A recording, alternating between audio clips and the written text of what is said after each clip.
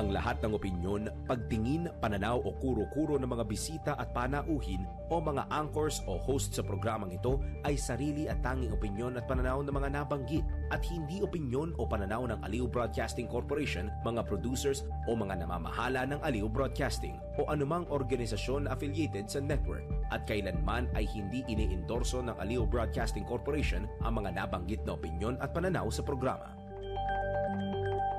Ang mga balita, dudublihin ang pasada. Ang mga kontrobersyal, mga viral, mga trending na mga tao. Dalawang mas matinding papasadahan. Mga pangyayaring nakikita sa kalsada. Live na papasadahan. Tampalang John Ibanez at Drew Nasino. Doble ang lakas, doble ang tindi.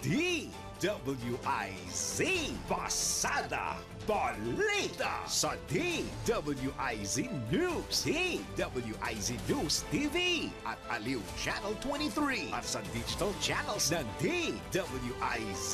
Huwag magpapaiwan para huwag maunahan. Pasada Balita.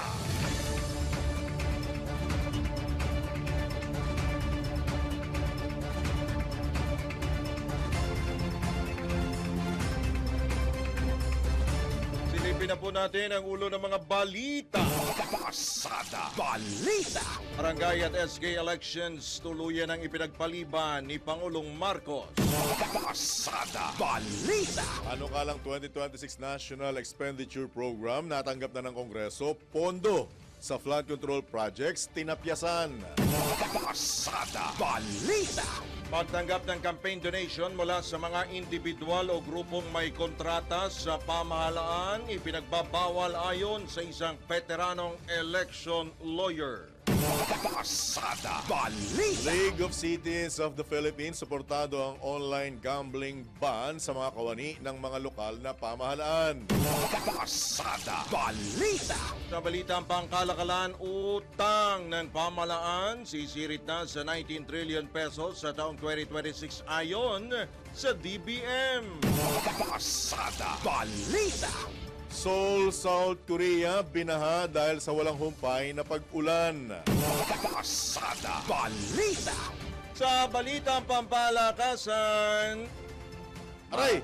malungkot po na balita. Aray! Minalas, Gilas, Pilipinas, laglag na! Laglag na sa 2025 Viva Asia Cup. Pasada Balita. Sa balitang pangkalusugan, benepisyo ng oregano sa katawan, ating alamin. Pasada Balita. At sa showbiz, Atasha Mulak, nililigawan nga ba ng anak ng bilyonaryong si Ramon Ang? Tampalang John Ibanez at Drew Nasino. Pasada Balita. Magandang umaga, Luzon, Visayas, Mindanao, Mega Manila, sa buong bansa, sa buong mundo. Ngayon pong araw na ito ng Huwebes na.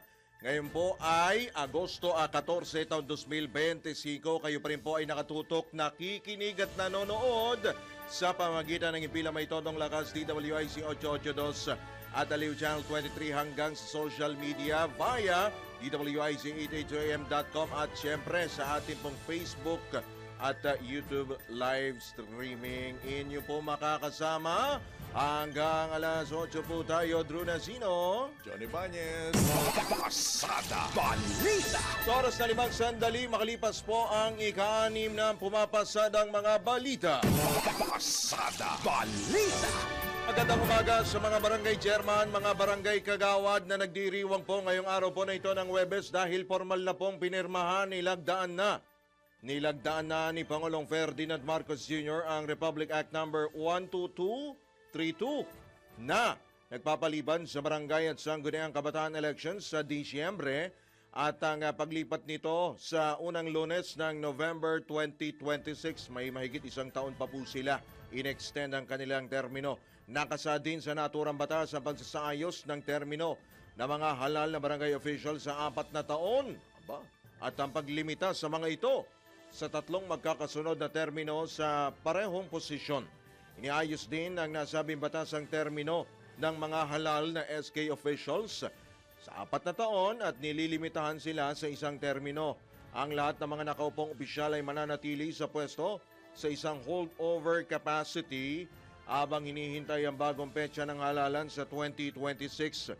Maliban na lamang kung sususpindihin o tatanggalin sila sa pwesto. Lahat naman ng mga barangay officials na nakapaglingkod na ng 3 magkakasunod na termino ay hindi napapayagang tumakbo muli sa taong 2026 o sa susunod na taon.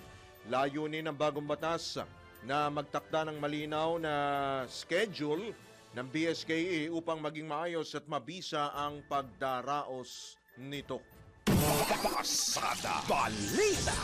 Nanawagan naman sa mga kabataan si National Youth Commission Undersecretary Jeff Ortega, lalo na sa mga tatakbo sa Sangguniang Kabataan Elections, na gamitin ang panahon bago ang halalan upang paghandaan at buuin ang kanilang plataporma. Ayon kay Yulsec Ortega, malaking oportunidad ito para matutunan ng mga kabataang leader ang proseso ng pamamahala at pagbuo ng mga programang makatutulong sa komunidad. Sa kasalukuyang komposisyon ng NYC Anya, tinitiyak ang lahat ng proyekto ay sumasaklaw sa iba't ibang aspeto ng buhay kabataan, mula sa edukasyon, kabuhayan hanggang sa mga nasa grassroots committee o communities. Dagdag pa ng Undersecretary, kapag naranasan mismo ng kabataan ang mga prosesong ito, mas mauunawaan nila ang kahalagahan ng bawat desisyon sa pamahalaan. Ipinunto pa ng NYC Undersecretary na ang pamumuno hindi lamang para sa sariling kapakinabangan kundi para sa ikabubuti ng mas nakararaming mamamayan. Pasada Balita.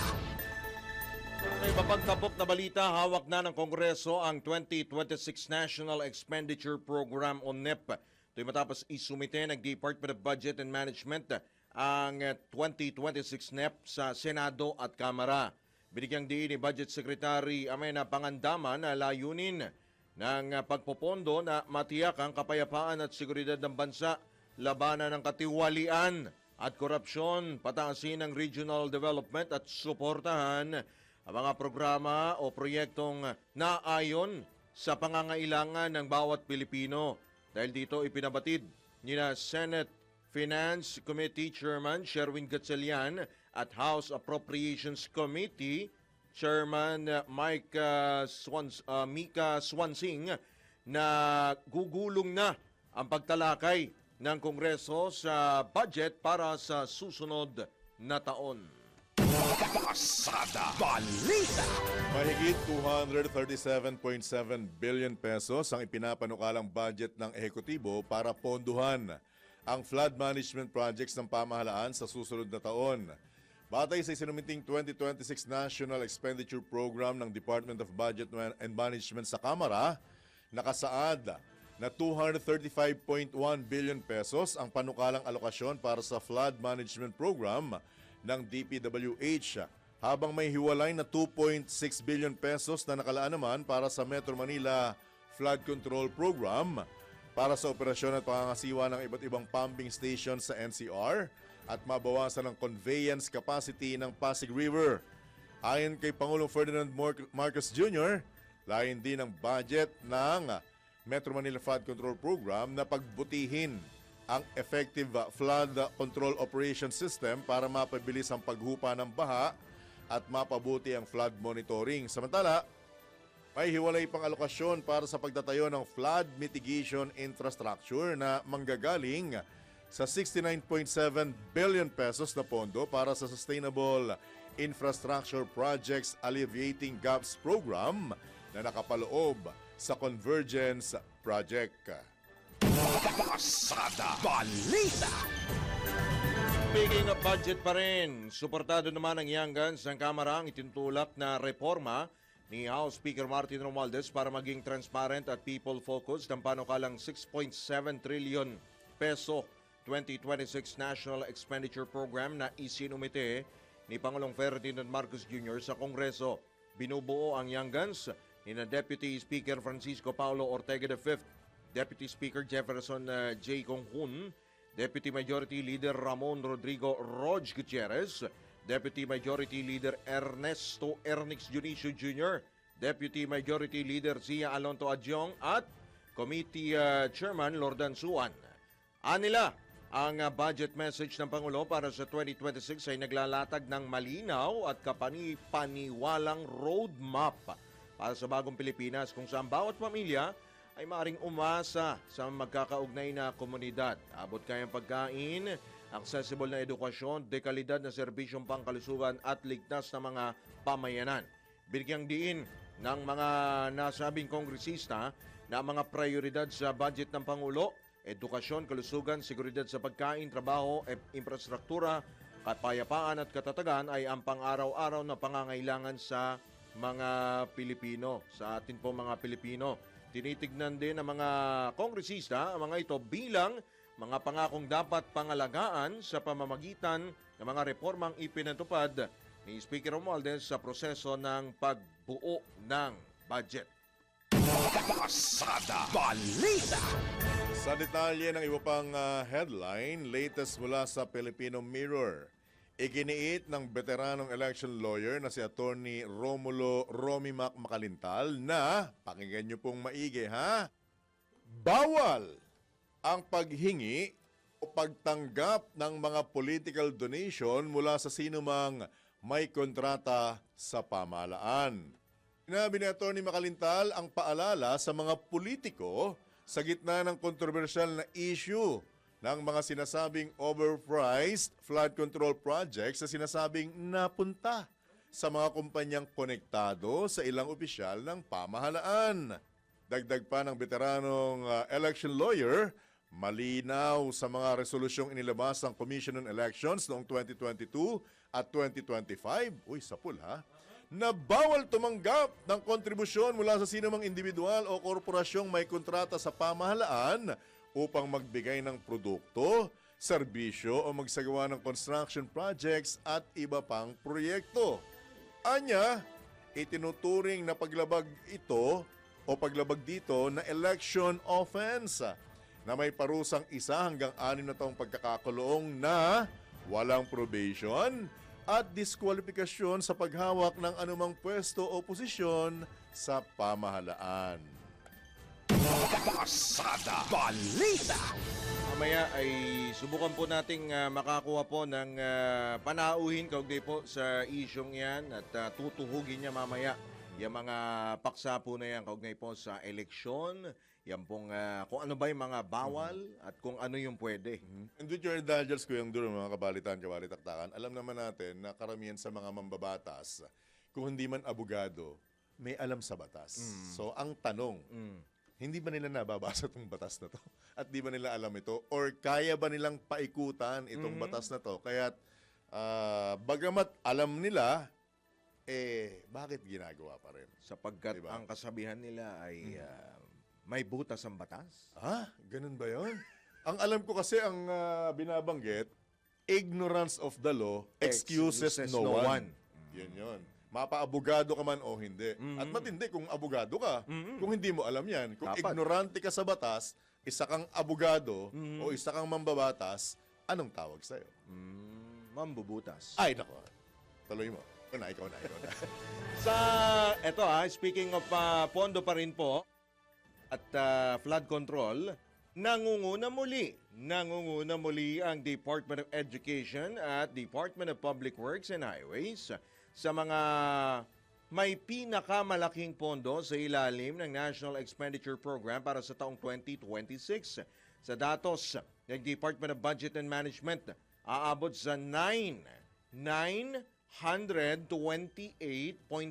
billion pesos ang nakalaang pondo para sa DepEd, habang 881.3 billion pesos para sa DPWH. Dalawa po sila. Pumapangatlo po, of course, Department of Health na mayroong 320.5 billion pesos. Kasunod ang Department of National Defense, 299.3 billion pesos. 287.5 billion pesos naman para sa Department of Interior and Local Government, habang 239.2 billion ang proposed budget para sa Department of Agriculture. Matatandang nagbabala si Pangulong Ferdinand Marcos Jr. sa kanyang ika-4 na State of the Nation Address na hindi siya mangingiming i-veto ang General Appropriations Bill kung hindi ito naaayon sa NEP. At doon nga po sa pondo ng DPWH ay tinapyasan po ang budget para po sa flood control project. Pasada Balita. Alam mo yung indulgence again, Kuyang Drew, mga kabalitan-kabalitaktakan, ang dami ng issue tungkol sa DepEd na pwede nating talakayin. Kaya lang, sad to say, mukhang sobrang busy ang mga opisyal ng Education Department at mukhang ang kanilang appointment sa interview, mukhang dapat araw ang bibilangin. Ganun kahaba ang pila para ma-interview mo sila at siguro talagang napaka-loaded ng schedule nila. Siguro nga. No? Sino ba secretary ng education? Sunny. Sino? Senator. Secretary Sunny Angara. Okay. Right. Tuloy mo na. Wala. Tiniyak naman ng Palasyo ng Malacanang na walang deadline ang pagsusumite ng reklamo sa online portal na Sumbong sa Pangulo. Ayon kay Palace Press Officer Claire Castro, maaari magsumite ng ulat hinggil sa flood control project ang sino man hanggat nanunungkulan ng Pangulo. Hindi rin kinakailangang ilagay ang pangalan ng magrereklamo kung nangangamba sila sa kanilang kaligtasan, lalo na kung sangkot ang mga maimpluwensyang individual o opisyal sa proyekto. Paalala ng Malacanang, dapat tiyakin na may sapat na basehan ang bawat sumbong at tanging beripikadong impormasyon lamang ang isusumite upang hindi masayang ang oras at resources ng pamahalaan sa pag-imbestiga sa maling ulat. Layunin ng portal na makapagsumite ang publiko ng konkretong impormasyon hinggil sa mga maanumalyang proyekto, partikular sa mga flood control initiatives ng pamahalaan. Pasada Balita. Inubusisi na ng Department of Public Works and Highways o DPWH ang Top 15. Ito pong pinasok po ng mga kontrata, ito pong Top 15 contractors ng mga flood control projects. Dapat managot at ayon kay DPWH Secretary Manuel Manny Bonoan, dapat managot ang mga sangkot na kontraktor o ang kanilang mga tauhan sa sinasabing irregularidad o katiwalian sa mga nakuha nilang proyekto sa pamahalaan. Binigyang diin ito ni Secretary Bonoan bilang pagtalima at upang maipakita na seryoso sila sa direktiba ni Pangulong Ferdinand Marcos Jr. na panagutin ang mga may kasalanan. Tiniyak din ng kalihim na ikinokonsidera nilang ipa-blacklist ang mga kontratista kung mapapatunayang sangkot sa anomalya. Kung may basehan na dapat kami mag-initiate ng blacklisting, why not? Kailangan po. I think we have to discipline also yung mga nasasangkot kung sinasabi natin mga contractors na kung ano makikita namin na may katiwalaan o ginagawa ng gusto yung mga proyekto. And at the same time, titignan din namin yung mga tauhan namin ang ginawa nila. Bakit nagkaganon? Kailangan we have to show that we are really serious dito sa pagsasagawa ng mga investigasyon kung may mga katiwalaan o nangyayari dito sa mga projects po na sinabi namin. Siguro po, bubusisihin din po namin no, mga documents nila. Kung ano man po yung makikita namin, kung mayroong mga sinasabing allegations na sinasabi natin na may mga pag-aari o hindi, yun po bubusihin namin because documented po naman yun. Nawagan naman si Bonoan sa publiko na ipagbigay alam sa kanila sakaling may makitang mga kabulastugan o irregularidad sa mga proyekto ng pamahalaan sa kanilang mga lugar. Kung meron po kayo napapansin na kailangan pagtuunan ng pansin, na huwag na kayo magatubili po. Kami po nakikiusap sa inyo na huwag kayo magatubili na ibigay po ninyo yung mga napapansin po ninyo na kailangan pagtugunan ng pansin. At tutugunan po namin kaagad-agad at ito yung gusto namin mangyari. Pagtulungan po natin ang Apo ang tinig ni Public Works and Highways Secretary Manny Bonoan sa panayam ng DWIZ. Pasada Balita. Nagkaisa tayo, Kuyang Drew, sa pagbabanggit na dapat itong online portal Dapat para sa mga pagsasumbong na yan ay gawing sumbong sa Pangulong Bongbong. Para pag napatunayan kayo may pagkakasala, Ayan. yari ang inyong tum. Yun na po yun. Ay. Pasada Balita. Patuloy na umuunlad ang isabong sa mga ilegal na online gambling platforms. Batay sa pag-aaral ng socio-cultural research firm na The Fourth Wall, nagpapatuloy ang pag-operate ng mga unregulated gambling platforms sa pagsasagawa ng mga isabong event. Nakasaad din sa naging pag-aaral na aktibo sa pagpopromote ng mga naturang laro sa mga social media sa pamamagitan ng mga group at private messages. Ayon sa research director ng nasabing research firm, ipinapakita lamang ng report na madali pa ring makakalusot or nakakalusot ang mga ipinagbabawal na laro tulad ng isabong. Actually, hindi laro ito sugal ito sa mga unregulated platforms sa kabila ng ban dito. Magugunitang ipinagbawal na simula noong December 2022 ang isabong sa bansa sa pamamagitan ng inisyu na Executive Order No. 9 ni Pangulong Ferdinand Marcos Jr. Ulitin lamang natin malaki po ang pinagkaiba ng laro sa sugal. Kapag merong Ay, involved pusta, na pera, sugal yan. Hindi yan Pag laro. wala naman pong pera na involved, Laro yan. laro lang yan. Pero yung mga Correct. premyo na panalunan mo, yan games yan. Gaming, malayo yan sa gambling. Pasada Balita. And speaking, kinatigan ng League of Cities of the Philippines at Metro Manila Council ang ipinatupad ng Department of Interior and Local Government na online gambling ban para sa mga nagtatrabaho sa mga lokal na pamahalaan. Ayon kay MMC President at San Juan City Mayor Francis Zamora, suportado nila ang naturang direktiba dahil dapat silang maging mabuting ehemplo sa atin pong mga Pilipino.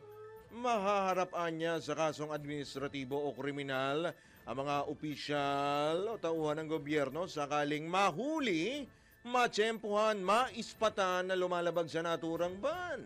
Kaugnay nito, sinang-ayunan din ito ni Liga ng mga probinsya ng Pilipinas, President at South Cotabato Governor Reynaldo Tamayo Jr. at iginiit lamang ng direktiba ng DILG ang mga nakasaad sa Republic Act 6713 o ang Code of Conduct and Ethical Standards for Public Officials and Employees. Pasada Balita. Kinumpirma mismo ni Budget Secretary Amena Pangandaman na walang alokasyon ang ayuda para sa Kapos ang Kita Program o AKAP sa ilalim ng 2026 National Expenditure Program matapos ang formal na pagsusumiti nito sa Kamara. Ayon sa kalihim, mayroon pang natitirang pondo sa 2025 national budget at limitado rin anya ang fiscal space kaya hindi muna nila isinama ang AKAP sa binigyan ng pondo. Pinaliwanag ni Secretary Pangandaman na nasa mahigit 10 trilyong piso ang orihinal na kabuang halaga ang budget proposals mula sa mga ahensya, ngunit hindi lahat napagbigyan. Sinabi naman ni House Committee on Appropriations Chairperson Micaela Swansing na hindi pa napag-uusapan sa Kamara ang AKAP, ngunit pagbabatayin anya nila ang isinumiting NEP. Depensahan din ng kongresista ang AKAP at iginiit na lubang mas nakatutulong ito sa mamamayan lalo na sa mga hindi naaabot ng Assistance to Individuals in Crisis Situation o AICS at mga minimum wage earners sa bansa. Pasada Balita. Publiko bibigyan naman ng pagkakataon na magkaroon ng partisipasyon sa pagsuri sa panukalang 2026 National Budget. Ulat mula kay Patrol 19, Sally Ortega Bueno. Iimbitahan ni Senate Committee on Finance Chairman Senator Sherwin Gatchalian sa isang pagdinig ang mga kinatawan ng civil society organization, non-government organization at mga expert sa budget. Ito ang kay Senator Gatchalian ang isa sa mga bagong proseso na kanya ipapatupad sa pag-aproba ng panukalang pambansang budget para sa susunod na taon. Sa naturang pagdinig, bibigyan ng pagkakataon ang mga taga-civil society organizations, NGO at budget expert na magbigay ng feedback o opinion at analysis sa budget. Pakinggan niya ng mga senador ang kanilang analysis sa budget. Mahalaga ayon kay Gatchalian na magkaroon ng boses ang civil society at mga constituents para malaman kung ano ang tingin nila sa panukalang pambansang budget. Sinabi pa ni Gatchalian na kanilang pinag-iisipan na imbitahan din ang mga liga ng lokal na opisyal tulad ng League of Cities at League of provinces para mabigyan sila ng pagkakataon na masabi ko ano ang mga proyekto na nakakatulong sa kanilang lokalidad. Si Senate President Chis Escudero ang nagbungkahi na anyayahan sa budget hearing ang mga liga ng lokal na pamahalaan para maibahagi ng mga mayor at gayon din ng mga gobernador kung epektibo hindi ang flood control projects na pinatutupad sa kanilang mga lalawigan. Sa ganitong paraan ay may iwasan na niya na may mga LGU tulad ng sa Pasay City ay hindi nila alam na may flood control project sa kanilang syudad na hindi epektibo. Ito sa Patrol 19, Sally Ortega Bueno para sa impilang matodong lakas sa DWIC. Nagbabalita ng tama, naglilingkod ng tama. Balik po ang Pasada Balita. Makalipas lamang po ang ilang mga paalala oras po natin. Tapos sa ating kontraktor, ang kongresista, hindi pala kongresista, kontraktor lang pala. Kontraktor, ang nagpatayo po! Nagpatayo! In English, erect. Erect, di ba? You should erect the... Ang aga mo, kuya. Hindi, yun naman Meron talaga. pa namang nakikinig doon, oh. May bago, may bago. Ay, may bago ba? Ayan, oh. Ayaw pa mag-out. Grabe naman siya. O siya, Engineer Wener Contehino, 27 sandali makalipas po ang ika-6 na ng morning. Pangarap ng alas 6:30 na po ng umaga at sa pagkakataon ito, tama-tama, pag-usapan po natin, kagigising pa lamang po ni Barangay Chairman, kakabangon pa lamang po ni Barangay Kagawad. Nakatutok sa atin yan. Nakatutok. Bida sila ngayon. Nagtatanong po kung tuloy ba o ano, tigil. Opo, tigil po. Pinagpaliban po. Medyo dun po muna kayo. Pahinga muna kayo. Alright. Gawin niyo muna yung mga trabaho niyo. Sige. Prepare kasi sila. Akala nila merong eleksyon. Pero sige, papasukin na po natin ang COMELEC. Nasa kabilang linya po sa katawan po ni COMELEC Chairman George Garcia. At magandang umaga po, Chairman. Welcome po muli sa DWIC LU Channel 23. Drew Nasino po at John Ibanez. Morning, sir. Magandang umaga po, Sir John. Sir Drew, magandang umaga rin po sa mga kababayan natin. Opo, salamat po sa pagpapaunlak ninyo sa amin dito po sa amin pong himpilan. Chairman, finally, nilagdaan na po kahapon ni Pangulong Marcos. So, ibig sabihin, talagang... Tuloy na. Tuloy na yun. Tuloy na ang pagkakaantala. Tuloy na yung pagkakaantala. Di mo ba? Ang hirap, ano? Sir John, Sir Drew, Opo. alam niyo po ganito Siyempre po, yan ay nagpapaliban ng Barangay SK elections na nabanggit nyo nga po sa halip na December 1, magiging November na ng 2026. Next year na. Opo. Bagamat ito po ganap na batas na, alam niyo po kasi may proseso pa yan Meron yung publication, kalimitan sa 2 newspapers of general circulation, kung kailan ito magiging epektibo na talaga bilang isang batas. Po. At syempre, yan po ay merong magke-question sa Korte Suprema, merong magke-question sa legalidad at sasabihin hindi constitutional o balido ang naturang batas. Kaya po ang inyong COMELEC ay patuloy pa rin po kami sa aming ginagawang paghahanda. Kahapon nga po tayo nakipaglagdaan ng kasunduan sa National Printing Office para sa pag-iimprenta ng mga balotas sa barangay and SK. Kasi nga po napakahirap dahil katulad na naranasan natin nung nakaraan na kung saan ang Korte Suprema ay nagsabi na illegal, unconstitutional yung nangyaring postponement at that time. Although iba naman po kasi ngayon yung senaryo natin. Kahit nilagdaan na po mismo ni Pangulong Marcos Jr. itong kautusan na ito, pwede pa rin pong matuloy or ma-question sa Korte Suprema. Chairman Garcia, Hindi tama naman po po sa ba? pine-preempt natin, Sir John, Sir Drew, ang ating kagalang-galang na Supreme Court. Pero kung may magpapail po ng petisyon, wala pong makakapigil sa Korte Suprema na mag-issue ng tinatawag na restraining order upang pahintuin ang pagpapatupad ng naturang batas. Kung magkakaganon po, ang eleksyon sa December 1 ay itutuloy at matutuloy. So hindi pa rin safe itong mga kinakabahang mga nakaupong mga BSK. Kaya po yung mga nagising na mga barangay chairman at kagawad, medyo inom muna at lunok muna ng kape. Sa sinabi niyo, Chairman, baka naibuga o kaya baka nahirinan yung mga opisyal ng barangay sa binabanggit ninyo. So hindi pa talaga safe pala. Apo, maganda pong ganoon. Lalo na po sa part ng COMELEC. Sapagkat syempre po, napakahirap po ng kalagayan namin. Pag hindi po naman kami nagtuloy-tuloy at bigla po itong natuloy ang eleksyon sa December 1, paano Yari naman po naman tayo? kayo. Walang gamit. Wala man lang kaming paghahanda. Samantalang kung Mm. at least nakahanda po kami, kung sakali talagang yan ay maging ganap na batas at the same time ay wala namang restraining order, Mhm. madali naman po yung ibang gamit namin ay di, halimbawa kung kahit makapag-imprenta kami ng balota, yung mga balotang na imprenta namin, pwede naman namin gamitin sa susunod na eleksyon sa November. Yun. Right? At Wala- least safe naman, walang masasayang. Walang masasayang. Meron pong makasayang, meron pong masasayang. Halimbawa po, Ah? tulad ng ballpen. Yung ballpen po, pag binili mo ng maaga, ay alam niyo naman po, 100,000 yan na ballpen. Pag binili niyo po ng maaga, pwede pong matuyo kasi meron pong buhay lang yung ballpen natin eh. Yung indelible ink, pagka po binili natin ng maaga, pagka po yung lifespan niya ay naubos na, baka po sa halip na may kulay, biglang maging invincible yung ink Okay. ng indelible ink. What about Opo, yung mga yun po yung pwede balota? masayang. Opo, Chairman, yung mga balota, mas mahal yun eh. Yung papel. oo. Opo. Yung balota po, alam yung ginawa natin, nag-issue kami ng resolution na kung saan hindi namin lalagyan ng date yung balota na i-imprenta. Good. Parehas lang naman Good. po ang bilang ng posisyon eh, Mhm.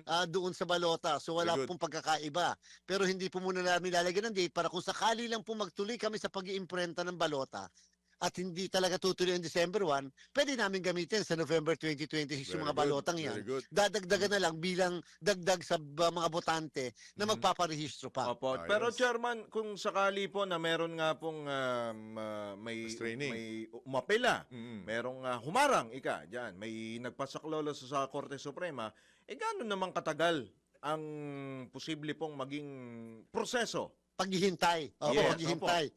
Nung nagpa-meeting nga po tayo sa mga tauhan natin, sabi natin, base sa ating karanasan bilang na isang abogado rin, ano po, kalimitan, pag nag-file ka ng petisyon sa Korte Suprema, ang unang hihintayin mo, ano yung aksyon ng Korte Suprema? Mhm. Sapagkat kapag ka po yan ay may TRO, usually, yung TRO ay doon nakaakibat na nakalakip doon sa unang aksyon ng Korte Suprema. Subalit kapag ka ang kataas-taasang hukuman sa halip na mag-issue ng TRO, nagpakomento lang sa COMELEC o sa Solicitor General, ay di ibig sabihin nun malamang-lamang mukhang walang restraining order, pwede na po kami huminto sa ating pong paghahanda. Mhm. Okay, iba talaga pagka talagang kailangan alam na alam mo yung batas at proseso, Chairman Garcia, no? Opo, pero siyempre po kahit na ganun pa man, para po mawala lang yung agam-agam sa mga kababayan natin. Napakahirap din po lalo sa mga possible na kakandidato Opo. kasi hindi nila malaman kung alam nyo na binabudget din kasi yan eh. At saka yung resources iniipong mabuti, paano kung ipagpapaliban pala, nakapangutang na, di kinakalamang utang ulit sa susunod na taon. De, O kaya ang naman problema po, dyan, Chairman, opo, kaya yung kanilang mga contractor to. Hindi, yung- Mga kaibigan nilang magdo-donate Contributor, ng, contributor. ng kanilang pangangampanya, maodlot din. Anyway. opo, baka makuha pa nung kabila. Baka masulot! Baka masulot na. Okay na eh. Lansado na, nasulot pa eh. Chairman, pero yung inyo pong hihilingin na karagdagang budget, tuloy pa rin for, tama ba? For more or less 4 billion. Alam, tama po kayo, Sir Drew, Sir John, ganito po, tingnan niyo po, yung nagparehistro nitong nakaraang 10 araw lang, first time sa Dami kasaysayan yan. ng ating eleksyon, ng kasaysayan ng ating demokrasya, 2.8 million sa 10 araw ang nagparehistro, talaga naman pong blockbuster po yon. Ngayon po, pag po walang eleksyon sa December 1, magre-resume po tayo ng registration muli sa October na ito hanggang July na ng next year. So, baka po madagdagan pa tayo na mahigit 1 milyon. So, more or less, 3.8 million po yung nadagdag sa ating mga botante. Meron po tayong 68 million ngayon ng mga botante plus mga 24 million na SK, baka po abutin tayo na mahigit 100 milyon. Pagka po ganun, yung pong aming budget kasi na nahingi nung nakaraan para sa election sana ng December, ay nakabase lang sa 68 million. Yan So lang. kung sakasakali po, Tapos manghihingi na. po kami ng dagdag na budget dahil sa dagdag na botante, dagdag na presinto, dagdag na guro sa bawat mga dagdag na presinto, at dagdag na election paraphernalia. Kaya po, conservative pa po yung mga 4 billion na dagdag na yan Pwedeng na tumaas ating po pa. maaaring hingin. Opo, tumaas pa, Chairman. Maaari pang Yes po, madagdagan yes mo po. talaga. Grabe, no? Buster. Blockbuster yung BSKE, pero may isa pang eleksyon na chairman. Barm. Barm, di ba? Apo, October 13 po yan. Yan po, tuloy na tuloy po. Yung BARM parliamentary election, kauna-unahan sa kasaysayan po ng Bangsamoro. Historical. So, starting, tama ho ba, ngayon pong August 14, election period para sa BARM?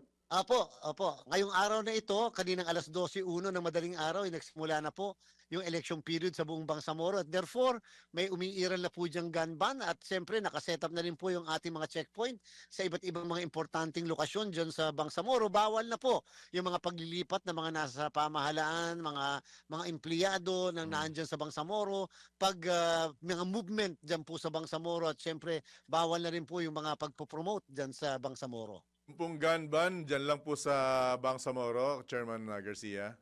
Yes po, hindi po Right. ito kasama naman yung buong bansa. Po. Limitado lang po doon sa area ng Bangsamoro. Speaking of kandidatura at eleksyon, hindi po natin maiiwasan yung tinatawag na donasyon, Chairman. Medyo isa-segue ko lang ha. Naging mainit itong Yes, sir. issue ng donasyon sa ilang mga kaibigan, mga kakilala, Kamag-anak. kamag-anak na mukhang may kontrata sa gobyerno. Chairman Garcia, pakilinawan mo nga kami dahil mismong si election lawyer attorney Romy Mac ang nagbanggit na bawal po ito sa mga kandidato. Go ahead po, Chairman. Alam niyo po kasi Sir John, napakasarap sanang sagutin. Kaya hindi ko masasagot. Baka po kasi alam niyo dahil nga sa naging mainit na issue ngayon, baka may mag-file ng kaso ngayon sa COMELEC ng mga election offense patungkol dyan. Alam ko mabilis kasi dumut-dot ng cellphone niya si Sir Drew. Makikitingin na lang Sir Drew, Section 95, letter C ng Omnibus Election Code. At mamaya na lang pag ako tapos ng interview ko, pwede niyo mabasa para at least hindi ako sumagot. Ang libro ang sumagot, ang ating pong election code.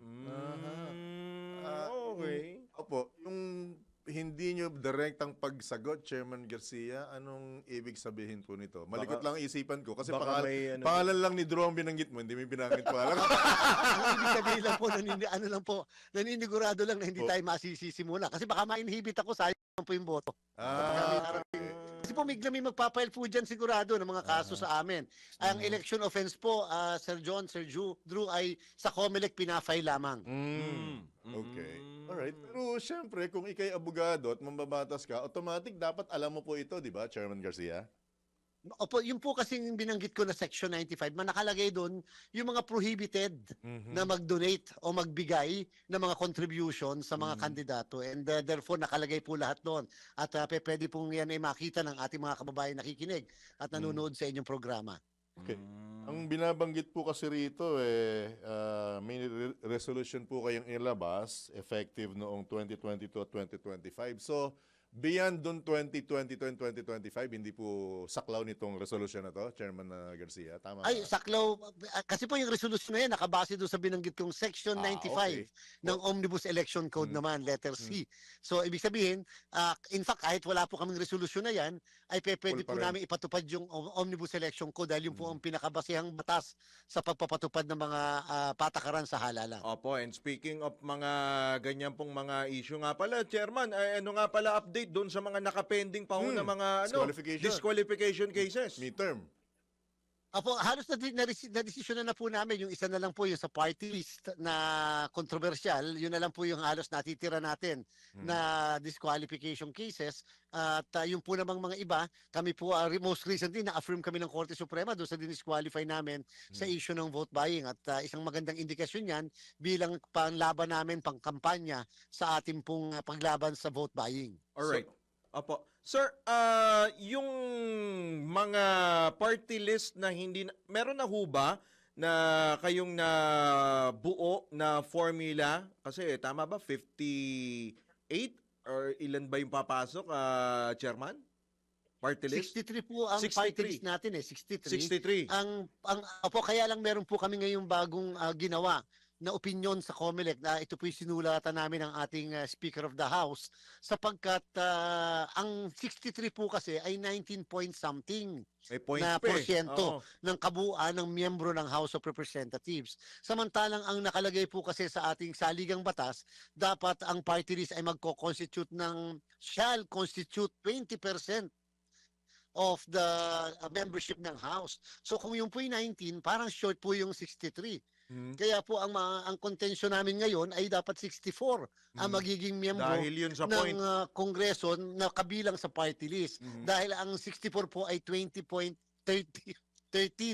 kung hindi tayo nagkakamali. Kailan po madidesisyonan yun, Chairman Garcia, at saka yung kung sino Sumulat yung... po kami kay sumulat po kami Sir John, Sir Drew kay speaker kasi siyempre po issue ito ng membership eh.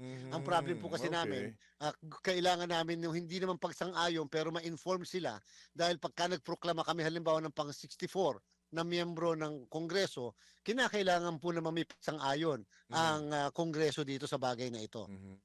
Yung tungkol sa party list, kailan po magkakaroon ng finality ito? Dahil we understand, may nakaabang na pwedeng pumalit doon sa disqualify with finality. Chairman Garcia. Opo, yun naman pong sinasabi nila na meron kami kasi na initially kinancel, naka-motion for reconsideration.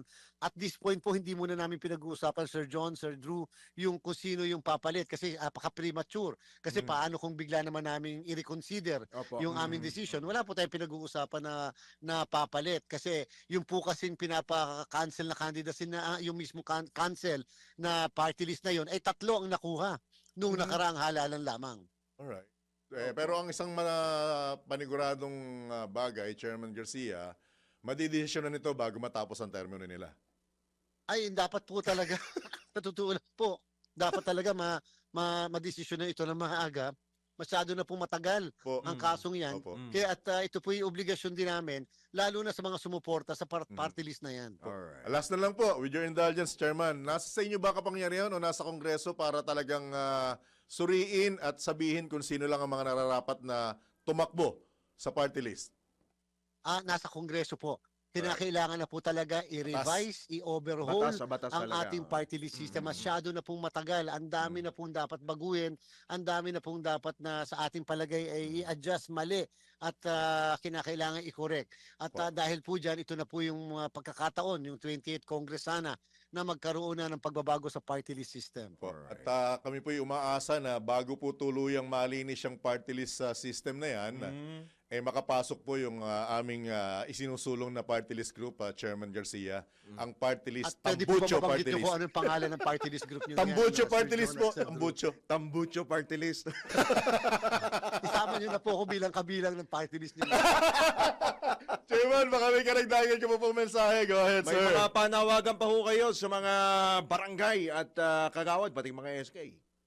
Apo, naku, doon po sa mga barangay ng SK, wala po tayong halalan base sa napirma ng ating Pangulo kahapon. Ito po ay sa November na of next year and therefore, technically, mahaba-haba pa yung termino. Hindi po matatapos ngayong taon na ito. At pagka kung sakali pong kayo tatakbo at mananalo, ang sabi po ng batas, 4 na taon na ang magiging termino niyo sa mga barangay po, subject only to 1 re-election. So 8 years. Sa SK naman, hanggang 1 election lang po kasi hanggang 4 years lamang ang ating po. So yung mga magki-15 anyos, pagdating ng November 2026, kahit po kayo 14 pa lamang ngayon, pwede po kayo magrehistro once na kami ay nag-resume ng registration.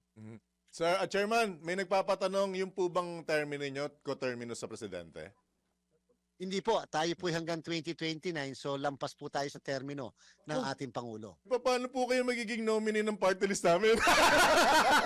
Pwede niyo po ako maisama later pang number 10 halimbawa, ay pang number 11 na doon sa inyong listahan. Salamat po, Chairman. Chairman, salamat Salamat for being sport and Salamat honest. po, mabuhay po Salamat kayo dalawa, mabuhay po. Ingat po kayo, DWIC. ingat. Good morning and good luck. Morning. Salamat po. Bigla akong kinabahan, Kuya. Ang pagiging willing ni Chairman na maging nominee ng party list natin. Malamang, mawalan tayo ng pwesto dalawa. Tambucho Party List na. Anyway, yan malinaw talagang ganun So, Chairman, ano pa mga nasa ilalim ng Kapitan, Kagawad, Kagawad, SK, pati... Hindi pa pala sigurado, no? Oo. Kahit na pirmahan ni So, Pangulo. tuloy nyo lang. Sige, kape lang kayo. Ang sa akin lang dyan, trabaho lang po Ito yung binabanggit ni Chairman, yung Section 95 Nag-reply ba sa'yo? Ikaw ng na Omnibus pinagbasa? Election, hindi, pinorward lang ng Omnibus Election Code, Section 95, prohibited contributions. No contribution for purposes of partisan political activity shall be made directly or indirectly by any of the following. Ito po yung sa C.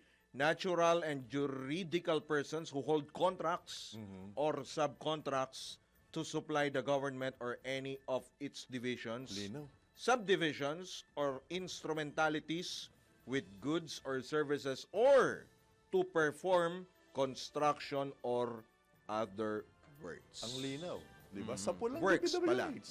Sa pool yung project ng DPWH, yung flood control project. Sa Well, pool. depende siguro kung anong taon. Ha? Doon magkakatalo. Dun Kung sa anong taon, Kung anong taon pinasok yung kontrata. hindi, sabi nga ni Chairman Ay, kung may existing pa? Garcia, di ba? Hindi lang ng 2022 tsaka 2025 Yun, sa pool eh. oo. Kasi Kung ang basihan nila, yaan. Yung omnibus election code. Maraming masasakol nito. Nako, ayun na. Kailangan nating tanungin si ano. Sinabi na nga ni Chairman, ayaw niya na ayaw niya magsalita. Dahil sigurado, may magpa-file. Oo. Doon sa safe tayo bukas. Madadagdagan na naman trabaho. Trabaho nila. So, doon tayo bukas. Doon tayo, sige. Teka, panawagan ko na ba? Sige. Attorney Romy Makalintal, nakikinig ka? Bukas po, 6:30 o kaya 7:10. Pakilinaw nga ito. Oo, kailangan nating maging malinaw dito. Alright? Sige, at tayo po muna ay magbibigay daan po sa ilang pang mga paalala oras. Pasada Balita.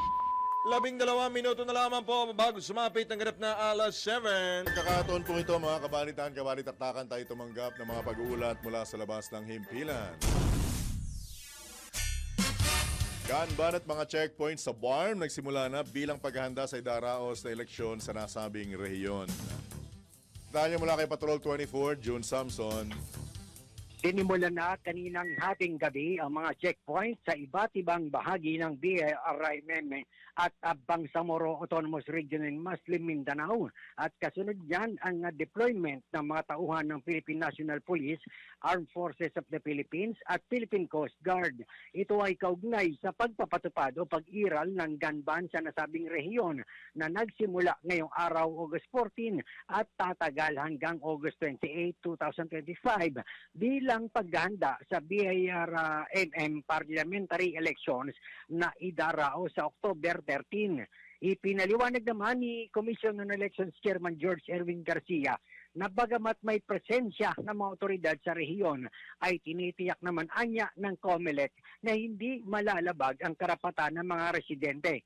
Kaugnay niyan ay kinumpirma ni Garcia na sa ngayon ay wala pang natutukoy na hotspot areas na babantayan sa BARM. Dahil dyan ay hindi pa anya kinakailangan ang augmentation forces sa ngayon.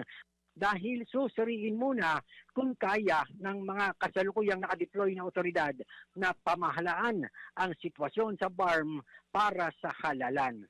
Patrol 24, June Samson, para sa impilang may todong lakas, DWIZ, nagbabalita ng tama, naglilingkod ng tama. Pasada Balita.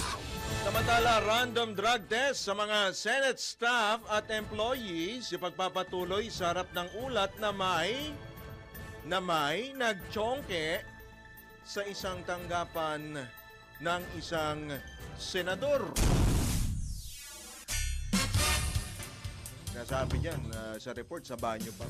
Banyo. At mukhang Eva Babs ang empleyado. Oo, bababs talaga. Alamin nun natin ang kabuuan ng detalye mula kay Patrol 19, Celly Ortega Bueno. Patuloy na magsasagawa ng random drug test ang Senate Sergeant at Arms sa mga staff at empleyado ng Senado. Itiniyag ni Senate Sergeant at Arms Retired Police General Mau Aplasca sa harap ng report na may isang staff ng senadora ang gumamit ng marijuana sa loob ng gusali ng Senado. Sinetch. Sinasabing naamoy ng mga tauhan ng Senate Sergeant at Arms ang marijuana at sinundan nila ang pinagmumula ng apoy at natunto ng staff ng isang senador na nasa loob ng comfort room.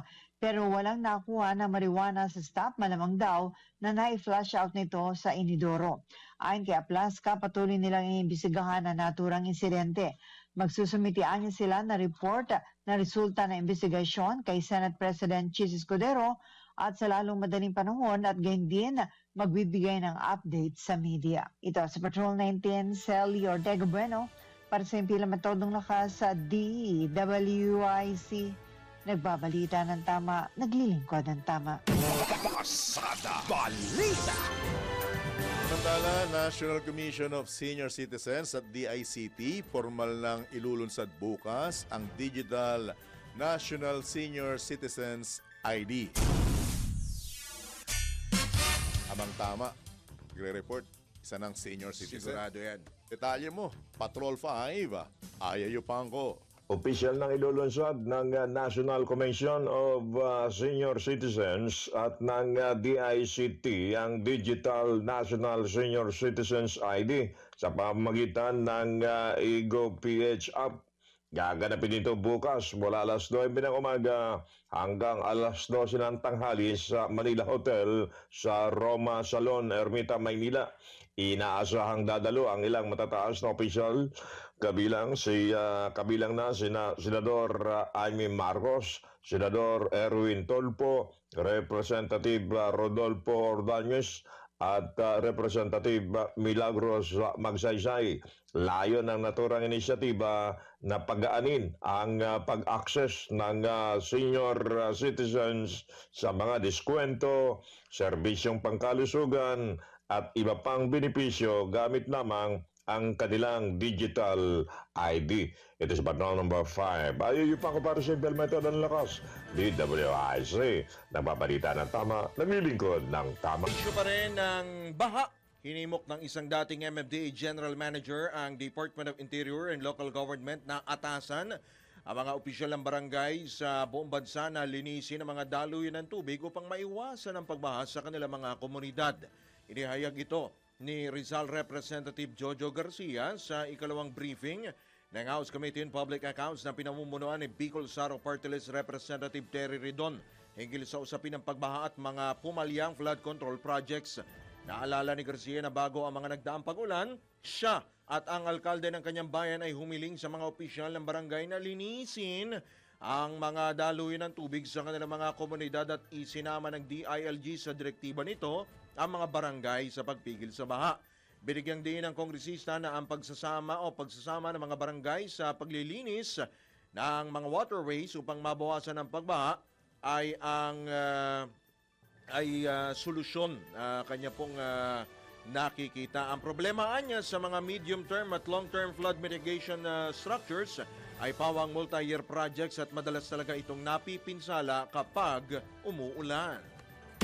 Pasada Balita. Suportado naman ni House Deputy Speaker at Iloilo Representative Janet Garin ang mismong panawagan ni Pangulong Ferdinand Marcos Jr. para sa isang transparent na investigasyon sa 545 billion pesos na halaga ng flood control projects. Kasabay nito, iginit ng kongresista na ang mahinang sistema ng pagtatapon ng basura ang nananatiling pinakamalaking sanhi ng pagbaha sa Metro Manila, Cebu at iba pang urban center. Sa pagbukas anya ng talaan ng bilyong-bilyong pisong programa, magtitiyak ng pananagutan at magbibigay daan para makita ng publiko kung ang mga proyekto nagbibigay nga ba ng resulta. Gayunman, ibinabala ng kongresista na kahit ang pinaka-advanced na flood control infrastructure, mabibigo kung mananatiling barado ng basura at iligal na harang ang mga daluyan ng tubig. Binigyan din pa ni Deputy Speaker Garin na ang mga ulat mula sa mga lugar na madalas bahain nagpapakita na ang hindi nakokolektang basura, plastic waste at iligal na pagtatapon ang patuloy na nagpapawalang bisa sa mga drainage system sa bansa. Pasada Balita. Sabay lamang po para po sa mensahe po ng ating pong ama ng himpilan ng chairman po ng Alay Broadcasting Corporation na si Boss D. Edgar A. Cabangon. Sa oras po na ganap na eksakto en punto ikapito ng umaga, narito po ating pakinggan ang mensahe po mula po sa ating ama ng himpilan, ang chairman po ng Alay Broadcasting Corporation na si Boss D. Edgar A. Cabangon. A code to live and share. There is no storm that God won't carry you through. No bridge that God won't help you cross. No battle that God won't help you win. No heartache that God won't help you let go of. He is so much bigger than anything you will face today. Live everything in His hands and embrace this day confidently, knowing that He will always take care of you. Think good, thank God, thank God. Have a great day ahead. God bless you. Ang mensahe po, maikli subalit malaman at makabuluhang mensahe mula po sa ating ama ng himpilan na si Boss D. Edgar A. Cabangon.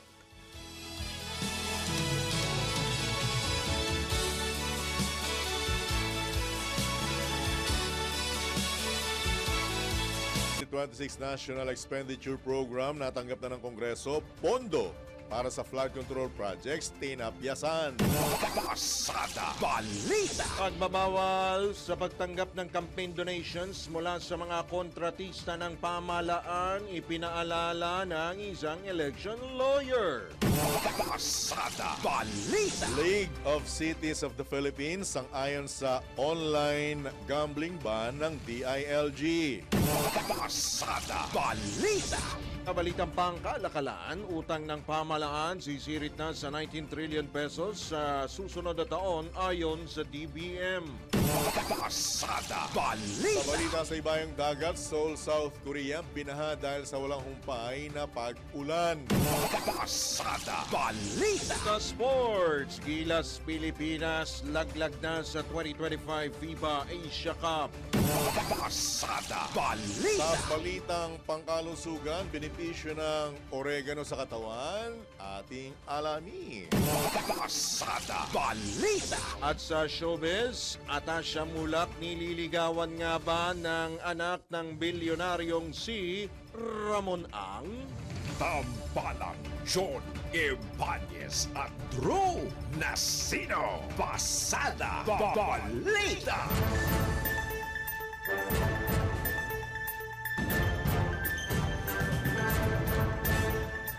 Sa oras na 4 sandali makalipas po ang ikapito ng umaga sa pagpapatuloy pa rin ng mga pumapasadang balita. Ngayong araw po na ito ng Huwebes, Agosto 14, taon 2025. Pumanaw na si dating Bureau of Corrections Director General at dating NBI Deputy Director Rafael Ragos sa edad na 70. Kinumpirma ito ng pamilya ng dating NBI official sa pamamagitan ng isang social media post.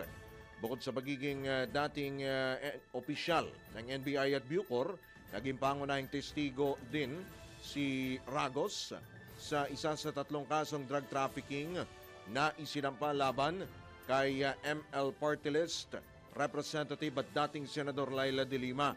Gayunman, binawi niya ang akusasyon kay Congresswoman de Lima noong 2022 na isa sa naging sanhi ng akwital ng mambabatas sa nasabing kaso. Nag-alay naman ng pakikiramay ang maraming opisyal ng gobyerno maging si de Lima. Ayon sa mambabatas, nagpapasalamat siya kay sa dating Bucor Chief sa tapang at paninindigan nito upang maituwid ang mali at mangibabaw ang katotohanan. Pasada Balita. Wala naman sa Business Mirror, korupsyon.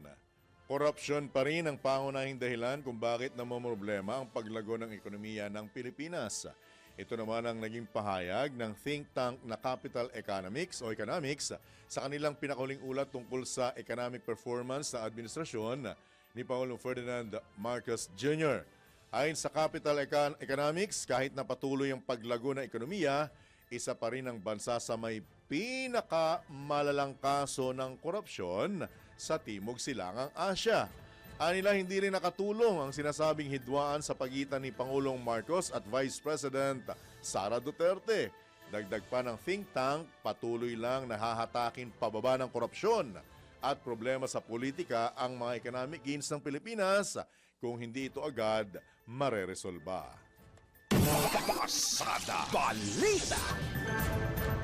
Samantala, hindi papayagan ni bagong Senate Committee on Finance Chairman Sherwin Gatchalian na mayroong magsingit sa panukalang 2026 national budget.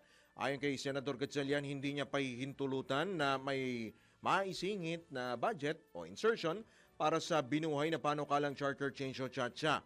Walaan niyang puwang sa panukalang pondo para sa CHATSA dahil walaan niyang puwang sa panukalang 2026 budget ang pondo para sa CHATSA dahil wala ito sa expenditure program. Iginit pa ng mababatas na hindi kabilang ang CHATSA sa development program ng Pangulo. Bukod sa charter change, sinabi rin ni Gatchalian na hindi papayagan na may maisingit na mga bagong items sa national budget pagdating sa BICAM. Ang Bicameral Conference Committee ay tututok lamang sa mga disagreeing provisions at malaking problema niya kung papayagan ang mga insertions dahil maapektuhan ang iba pang programa. Pasada Balita. Sa pagkakataon po ito, mga kabalitan, kabalitaktakan, tayo po'y pinalagnuli, makakausap upang magkaroon ng kalinawan sa isyung may kaugnayan sa konstitusyon. May tuturing na po nating suki ng programang Pasada Balita, ang dati pong National President ng Integrated Bar of the Philippines na si Attorney Domingo Cayosa. Attorney Cayosa, good morning po. Johnny Bañez, Drew Nasino, live na po ulit tayo sa DWIZ, Alo Channel 23. Good morning po, Attorney. Good morning, magandang umaga sa nakikinig at nanonood sa inyong programa. Right. Maraming salamat po muli, Attorney Cayosa, sa pagkakataon. At this time, ang issue naman po is Constitutional Convention o CONCON. Unang katanungan ko po, Attorney Cayosa, napapanahon bang pag-usapan or isulong ang hakbang na ito, Attorney? Personally, at matagal ko na itong sinasabi, maraming pwedeng i-improve sa ating 1987 Constitution.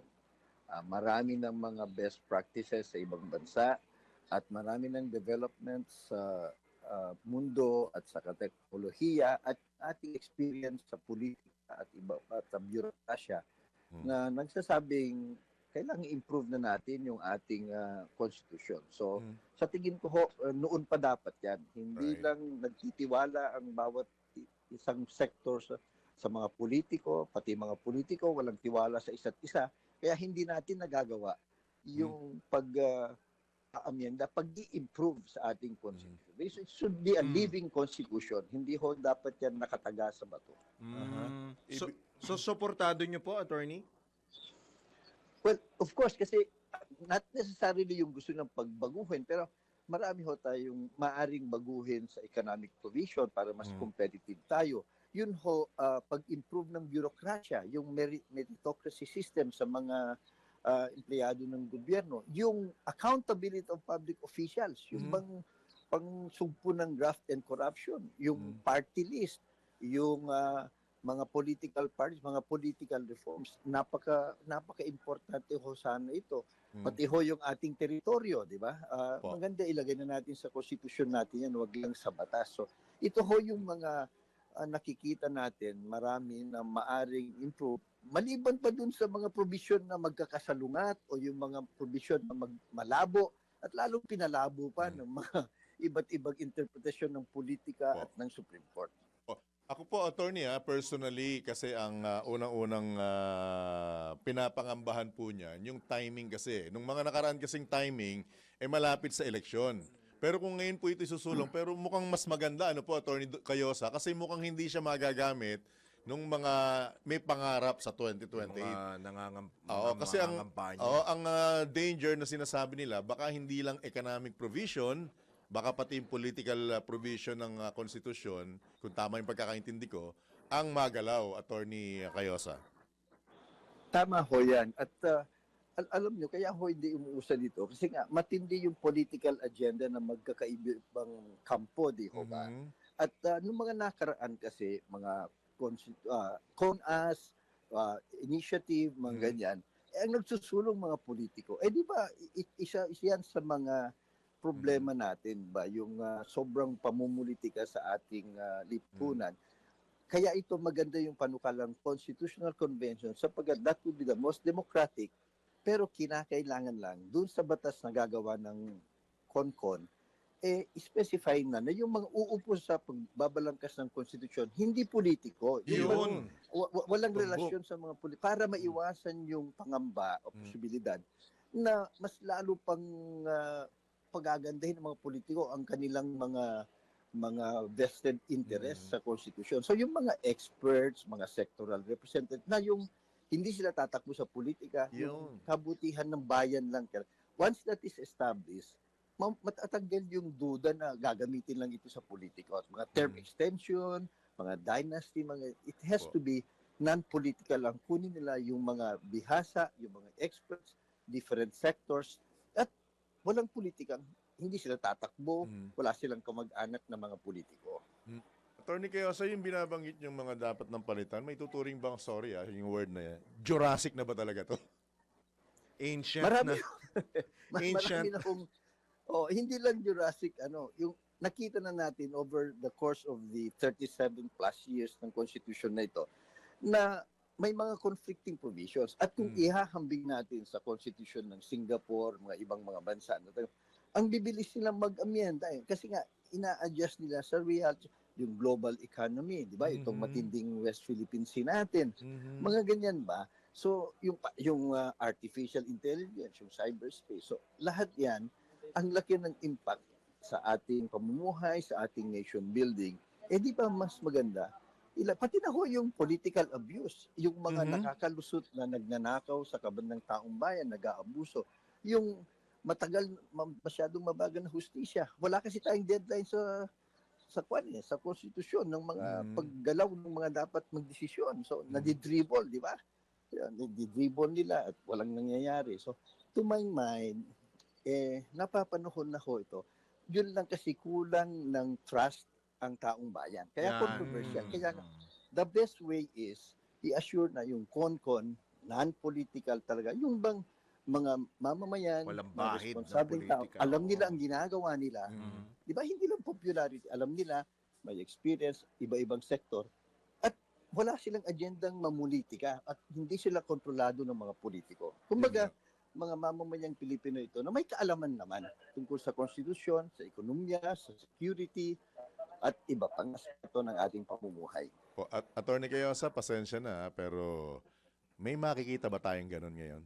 Meron pa ba? Meron pa po ba? Sa tingin ko, ang dami ho. Alright. Mga politiko, ayun konti naman pala. lang naman yan. Kaya lang, sila kasi ang nagko-control di ba? So, Aha. diyan natin makikita dun sa panukalang batas, sino-sino ba ang pwede nating ihalal sa CONCON? That if the proposal insulates it from partisan politics, yung magiging framers ng konstitusyon, sa tingin mo, tanggap nating lahat yan. Pero, attorney, pag sinabing CONCON, amiyendahan yung ating saligang batas, tama ko ba? Tama yan. At pwedeng baguhin lahat o kaya aspeto lang yan. Nasa CONCON na yun. But not exactly the form of government or pwede rin yun? Well, pwede rin yun, but not necessarily naman. Siguro, alam mo, ang isa dyan, presidential pa rin, pero unicameral na tayo. Kasi para mas mabilis, tignan nyo ho nangyayari. Nag-aaway yung Senado, Congressman, kunwari, pero pagdating sa mga insertion, nagkakaisa sila. Di ba mga ganun? So, and then the accountability. So, there are many possible ways, at hindi naman ho tayo nagkulang ng pwedeng mga benchmark. Yung pwede nating tignan, yung mga ginagawa ng ating mga kapitbahay at ibang mga demokrasya na maayos ang kanilang pangugobyerno. Alright. Walang korupsyon, efficient sila, accountable sila. Attorney, sa inyong tingin, ano ho ba yung applicable na form of government para sa atin sa ngayon ngayong makabagong panahon na? May anong bansa ba yung pwede natin pagbatayan o paggayahan, attorney? Well, yung Singapore, maganda yung kanilang sistema. Mabilis sila magdesisyon. No? Of course, maliit lang silang bansa. Yung sa atin, okay na ho yan. Pero yung bicameral kasi, kung minsan kasi ho, yung mga senador, sinasabi na, independent republic sila, 24 lahat gusto maging presidente. So, kung minsan, hindi na yung ano bang pwedeng gawing pagkaisahan. Yung bang nangunguna kung minsan yung kanilang mga ambisyon. So, we're not saying this is better than the others. Importante dyan, angkop sa ating political reality, sa ating kultura. So, yung nakikita ko pa rin ang wisdom dun sa 3 co-equal branches of government.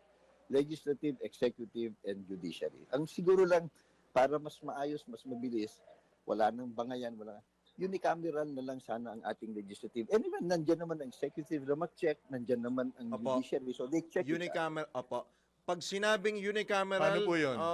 Ano po ang structure po nun? Paano po ang magiging sistema po nun, attorney?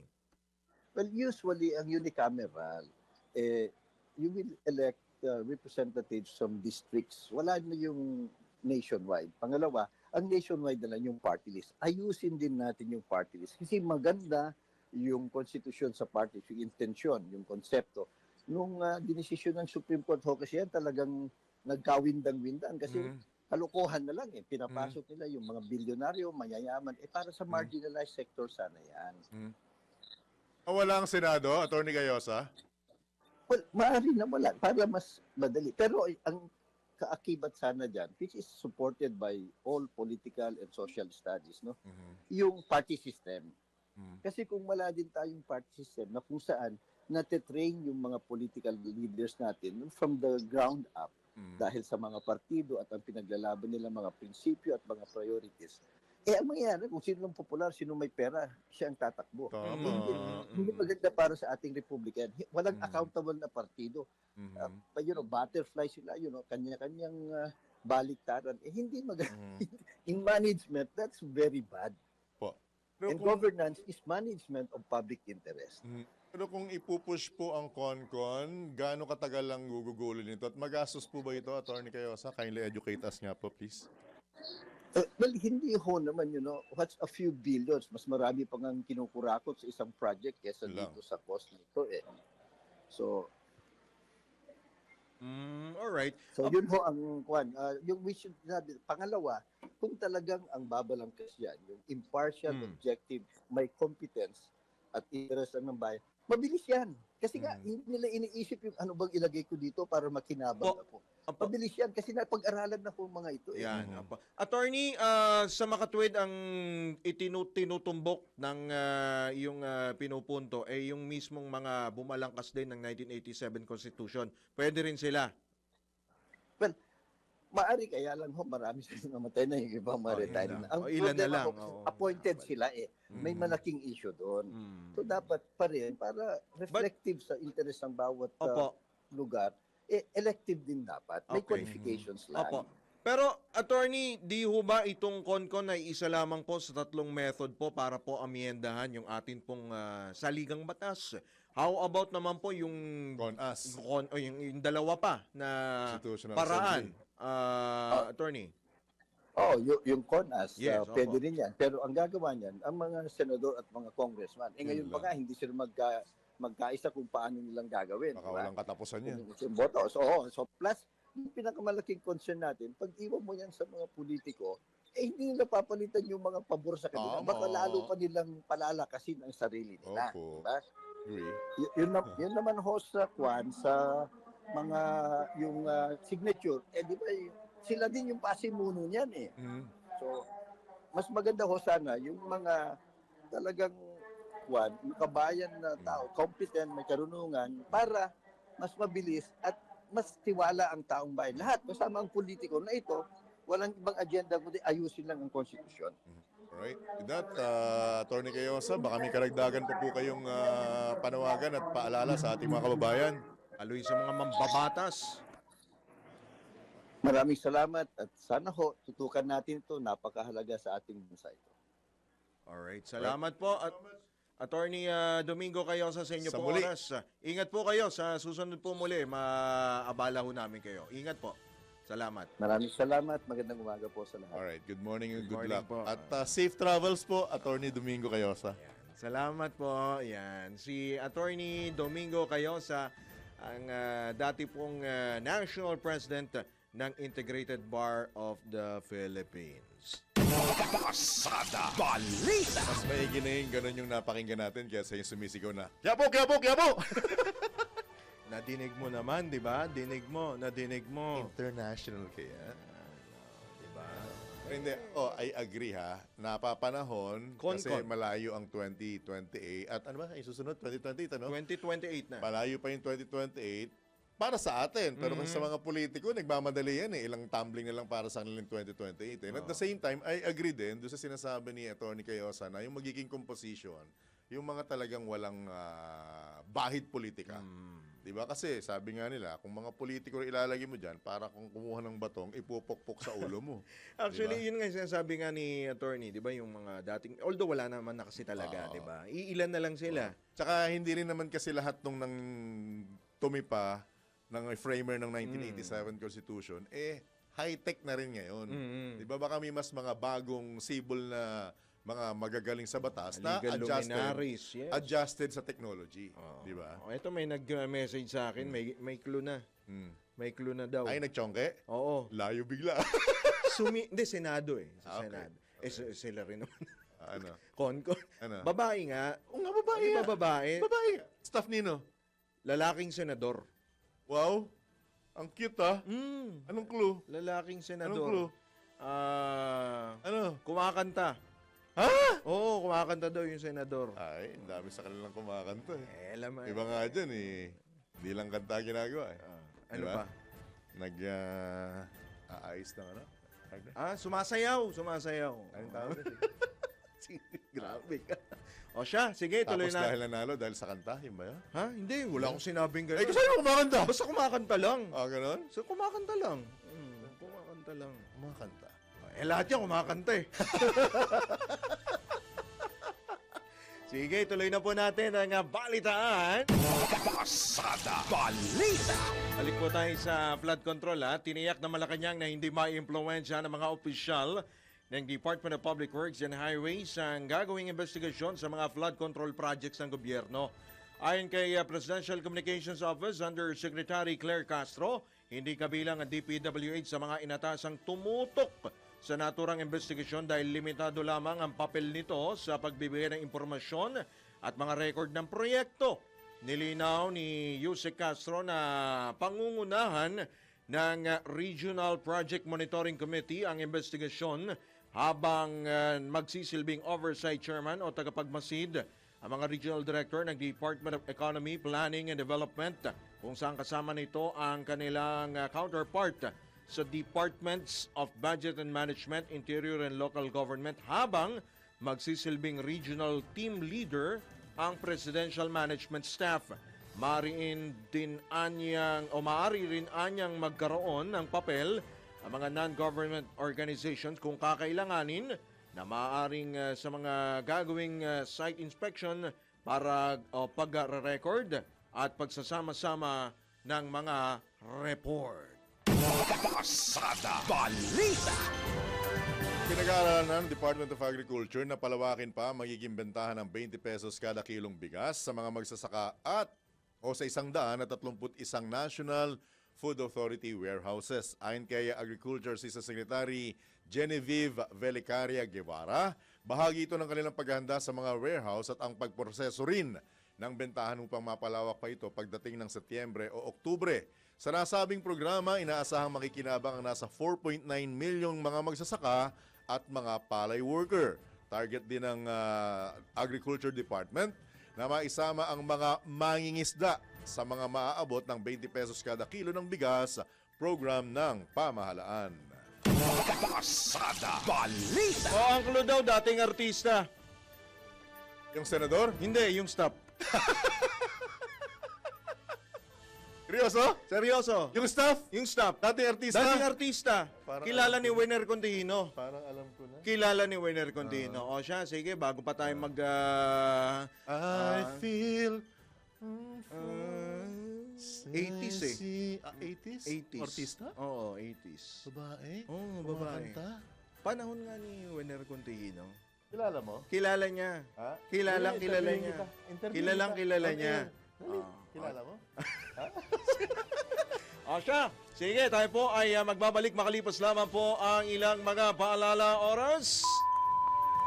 26 na sandali makalipas ang ikapito ng morning. May update tayo dahil ang PCSO kaagapay sa kalusugan, meron pong isang cancer survivor ang muling natulungan para sa PET scan.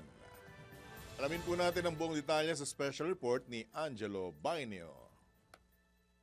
Sa Philippine Charity Sweepstakes Office, si Tanron Dario, isang cancer survivor, para sa kanyang kinakailangang PET scan upang masigurong hindi na bumalik ang sakit. Noong Enero, ibinahagi ni Rondario ang kanyang karanasan bilang pasyente ng cancer at kung paano siya natulungan ng PCSO sa kanyang gamutan. Sa rekomendasyon ng kanyang doktor, kailangan niyang sumailalim sa PET scan 6 na buwan matapos ang huling check-up. Mapasalamat po ako sa tanggapan ng PCSO sa pagtulong niya sa akin doon sa mga yung mga diagnostic na procedure na kailangan ko, tulad nga ng PET scan na handang tumulong ng PCSO upang matugunan po yung mga test na yun. Sa pamamagitan ng Medical Assistance Program, naipagkaloob muli ang suporta upang mapanatili ang magandang kalusugan ni Rondario. Bukas ang MAP para sa mga nangangailangan. Bisitahin lamang ang opisyal na website ng PCSO para sa karagdagang impormasyon sa aplikasyon. Yan ang PCSO, hindi umuurong sa pagtulong. Angelo Bainyo, nagbabalita ng tama, naglilingkod ng tama.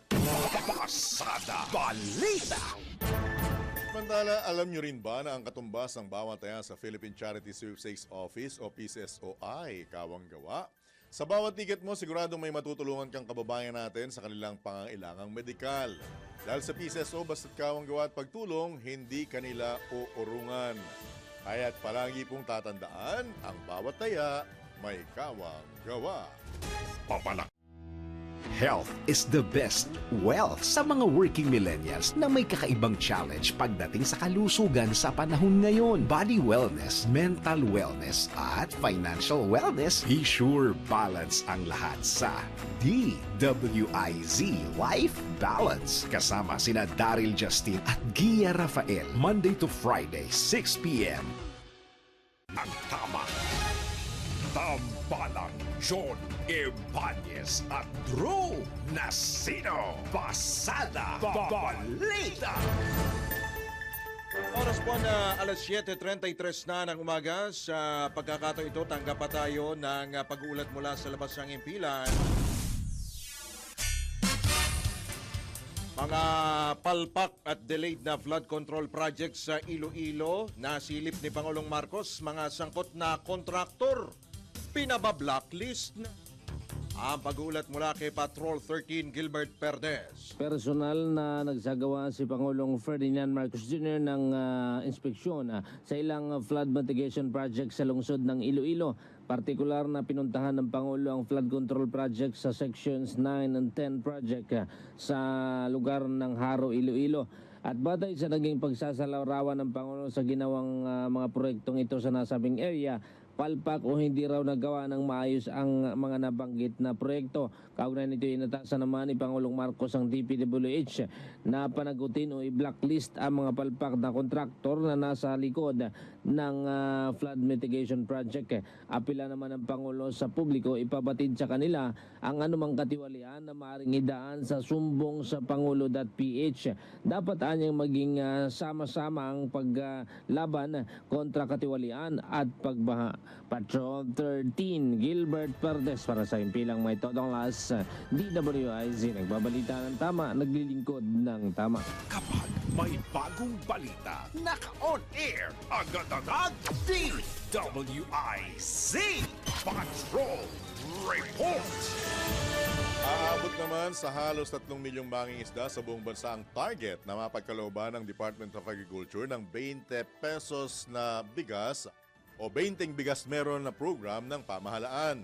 Ayon kay Agriculture Secretary Francisco Chu Laurel Jr., kailangan lang na narehistrado ang mga mangingisda sa registry system for basic sectors in agriculture upang maging kwalipikado sa nasabing programa.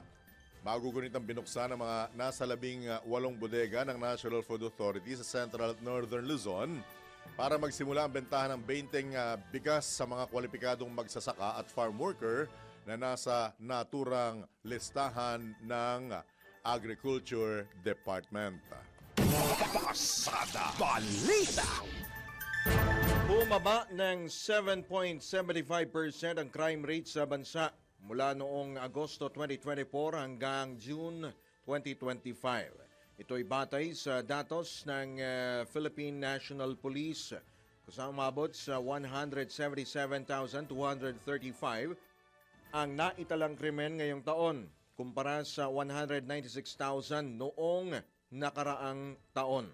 Ayon kay PNP Chief General Nicolas Torre III, bunga ito ng pinaigting na anti-criminality operations at pinalakas na police visibility sa buong bansa. Mula 2022 hanggang 2025, nakapagsagawa ang pambansang pulisya ng kabuuang mahigit 153 operasyon laban sa iligal na droga na nagresulta sa pag-aresto ng mahigit 200,000 katao at pagkakasamsam na aabot sa 54.6 billion pesos na halaga ng iligal na droga. Ikinit pa ni General Torre na patuloy nilang pag-uusahin, kanyang tiniyak na pag-uusahin ang presensya at estratehiya ng PNP upang makasabay sa pagbabago ng taktika ng mga kriminal. Pasada Balita. Muli namang nanawagan ng Teachers Dignity Coalition sa pamahalaan na pahigpitin o pahigpitan pa ang seguridad sa mga paaralan para sa mga mag-aaral at guro. Hiniling ng grupo ang pagtatalaga ng mga trained personnel at paglalagay ng angkop na equipment upang mapanatili ang seguridad sa loob at maging sa paligid ng mga paaralan. Ayon sa TDC, mahalagang agarang tugunan nito bunsod ng mga naitalang serye ng insidente ng karahasan sa loob mismo ng paaralan. Git ng grupo, kaligtasan ng mga nasa paaralan dapat gawing pangunahing prioridad upang matiyak ng maayos at ligtas na kapaligiran kaalinsabay ng pag-aaral o pagkatuto ng mga estudyante. Pasada Balita. Intelligence, Kuyang Drew, mga kabalitaan, kabalitaktakan, napapanahon ito dahil nakalulungkot yung balita na nakapagpapasok ng armas at patalim ang ilang mga Hindi lang estudyante. basta armas. Oo. Baril talaga. At hindi lang basta nakapagpapasok, nakagagawa ng matitinding karahasan.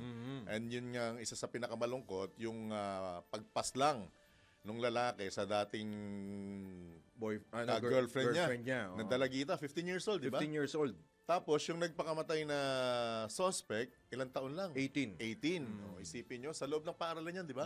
Sa Nueva Ecija, Santa Rosa Nueva Integrated Ecija. High School. Diba? Isipin nyo po yun. At ayon po sa Nueva Ecija Provincial Police Office, case closed na po. Dahil yun na nga, nagpatiwakal nga po yung suspect. At wala na rin yung biktima. At ang sa atin lang, may iwasan po yun kung matindi at maganda ang seguridad. Hindi lang sa loob, pati sa paligid po ng mga paaralan. Dapat lang. Dapat matiyak ko yan. Gusto ko sanang mag-share kaso baka sabihin nila Anyway, isang bagay lang. Nung panahon kasi namin siga rin kami sa eskwelahan. Kaya lang, yung mga kasama kong mga naging siga, dalawa sa kanila patay na ngayon. Diba? Kasi nga, may natsyatsyempuan Sa akin lang, wag lang po tayo masyadong tumuon dun sa pag-aaral. Kailangan din po ng seguridad. Hindi lang ng mga estudyante, kundi ng mga guro. At saka yung mga naghahatid sundo. Dun sa mga nano. Kasi ang katwiran dyan, para sa akin ang mga guro at saka guardian, may sapat ng edad at yung maturity yan para makadetect ng ganyang bagay. Kung ano yung mali at tama. Ang alagaan po natin in particular yung mga estudyante, lalo na yung mga mas bata pa. Actually, nung mga panahon 80s, 90s, iba pa Iba yung... Mas lalo ngayon. Ngayon, iba yung panahon ngayon kumpara noon. Nagdadala na ng baril. Sa atin nga, simpleng suntukan lang, simpleng... Di ba? Pero... Ito nga yung baril na pero sa totoo lang again, personal ko nakapagpasok ako ng ice pick kasi sa loob ng eskwelahan. At ang sinturon ko noon, ang pinaka-buckle nito, sprocket, o kaya malaking padlock, at ang pinaka-sinturon ko dati, kadena Sa akin naman, diba? Yung 29. Ay, mas matindi ka. Balisong yun Ako nga, ice pick lang Diba? Lang. Pero hindi po namin ipinagmamalaki. Ang sa akin lang, kung nung panahon namin, gano'n na yung nagagawa namin, how much more yun? May nakakapatay na nga diba? Masakit, diba? Masakit na maisip na nangyayari itong ganitong insidente. Ano kasi yun sa loob ng paaralan. Siyempre, mga magulang din natin pinapayuhan tayo na, eto, pang depensa mo rin kasi.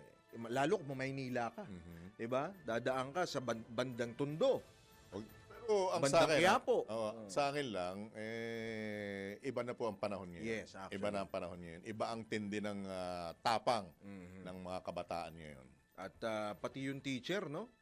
Yung isa yung sinapak. Sa Lanao. 11 years old ba yun? O grade 11? May sinaksak din doon sa Lanao. Diba? Patay yung teacher. Dahil sa bagsak na grade. Yung nabasa ko naman, sinapak niya yung teacher niya kasi hindi siya binigyan ng perfect score. Perfect score naman. Diba? Ibang klase, diba? Matindi naman. Anyway. Grabe. Siya.